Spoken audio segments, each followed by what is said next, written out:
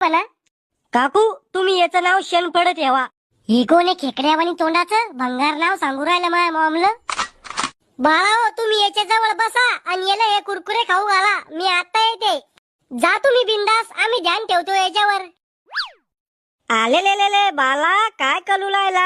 हे लोक माझ्या जवळ आल्यावरच कोण तोत्रे बोलायला लागते. ए राहुल चल आपण याचे कुरकुरे खाऊन घेऊ.